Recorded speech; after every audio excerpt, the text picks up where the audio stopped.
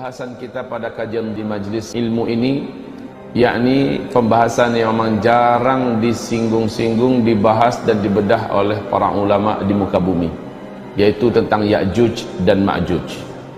Lalu apa yang akan kita lakukan? Keyakinan saya sampaikan, Ya'juj Ma'juj akan sampai ke Indonesia. Al-Kahfi ayat 92 sampai 99. Sebelum kita baca ayat ini, baik kita tumbuhkan pertanyaan, kenapa melindungi diri dari Dajjal dengan surat Al-Kahfi?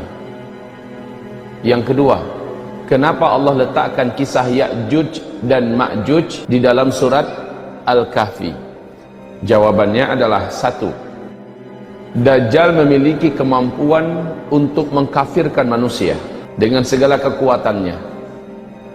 Sementara kisah Al-Kahfi adalah berlindungnya para pemuda-pemuda beriman dari pemaksaan kekafiran yang saat itu ditekankan oleh penguasa zalim yang kafir. Siapapun yang tidak mau kafir akan dihabisi di tangannya dan bala tentaranya. Maka para pemuda Kahfi melindungi diri mereka masuk ke dalam gua yang mereka digelar dengan Ashabul Kahfi. Dajjal nanti memaksa orang dengan segala macam trik, dengan kekuatan, dengan harta, dengan dunia, termasuk ancaman pembunuhan dan penyiksaan jika tidak mau bergabung dengannya, jika tidak mau menuhankannya. Surat Al-Kahfi menjadikan orang-orang yang hafal ayat ini, hafal surat ini, dan mengetahui makna dan segala kandungan isinya terjaga daripada Dajjal. Ini yang pertama, tentang Dajjal. Yang kedua, tentang Ya'juj dan Ma'juj. Allah ceritakan di sini. Oleh penguasa zalim yang kafir pada masa itu.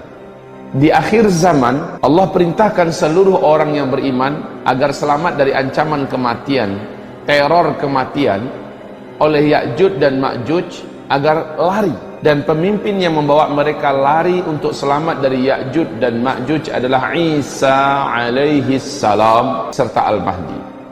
Kaum muslimin yang kami muliakan, sama-sama lari tetapi beda. Kalau dari Ya'juj dan Ma'juj hanya menyelamatkan diri dari pembantaian, sementara kalau dari Dajjal, pembantaian itu bab terakhir. Pemurtadan dan pengkafiran, mau mukmin kita atau tidak, yang pokoknya siapapun manusia selain mereka wajib habis. Ini sebenarnya cita-cita Yahudi, Pak. Yahudi ingin habiskan seluruh manusia selain kelompok mereka. Tapi Yahudi masih agak sedikit punya cara.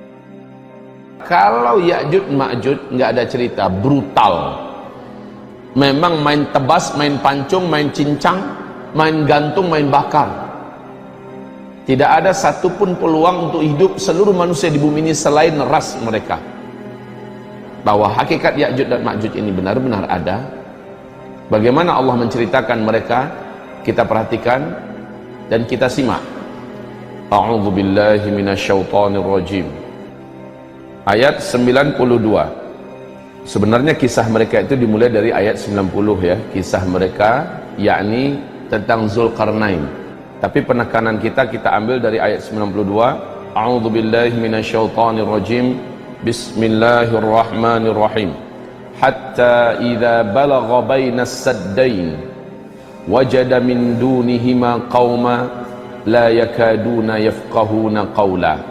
Dia ini adalah Zulkarnain, sang panglima tempur, raja penakluk yang tak terkalahkan, penguasa timur dan barat yang disebut dengan Dzulqarnain. Allah menyebut namanya Dzulqarnain. Dzulqarnain ini adalah gelar, bukan nama aslinya. Maksudnya kaum ini betul-betul nggak ngerti bahasa orang lain selain bahasa mereka.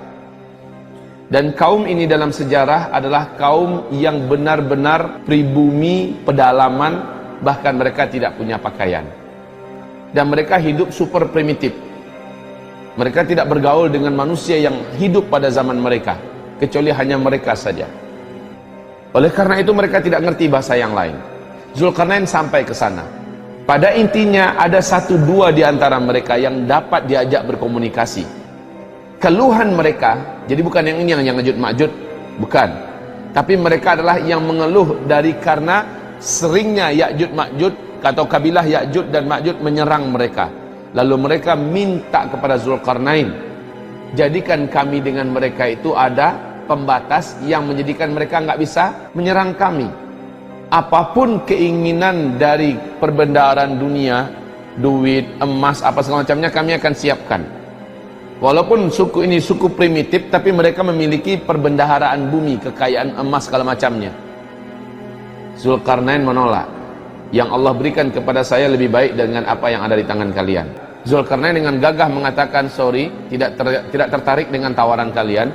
Tapi karena bangsa atau kabilah Ya'juj Ma'juj itu betul-betul real, memang terkenal kebiadaban dan kebrutalan buasnya mereka, siap, kami akan bantu kalian. Syaratnya kalian bantu kami. Kumpulkan semua besi yang ada di bumi ini, yang bisa kalian kumpulkan. Kumpulkan semuanya. Kemudian Zulkarnain mulai membuat cetakan untuk dimana dia akan ngecor dengan besi. Subhanallah.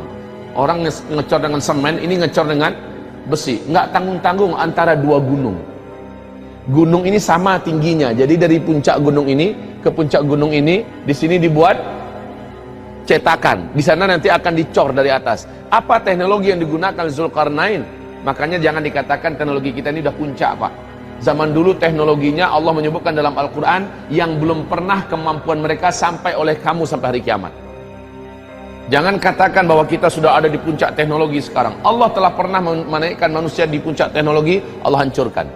Allah naikkan ke puncak teknologi, Allah hancurkan. Dan Allah berkata, teknologi yang ada pada mereka lebih baik daripada yang ada pada kita. Ya'juj dan Ma'juj ini sekali lagi nggak peduli.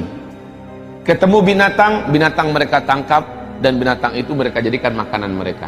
Ketemu manusia, mau kecil, mau tua, wanita, laki-laki, pasti mereka cincang, mereka bantai. Dan kejahatan Ya'juj dan Ma'juj ini saking terkenalnya, sampai-sampai tidak ada satupun manusia yang sanggup melawan dan mengalahkan mereka saat itu. Dan ternyata ketika mereka lepas, Allah juga menyebutkan tidak ada satupun kekuatan di bumi yang sanggup menghadapi Ya'juj dan Ma'juj. Bahkan kekasih Allah Isa alaihissalam sekalipun tidak berkutik di hadapan Ya'juj dan Ma'juj.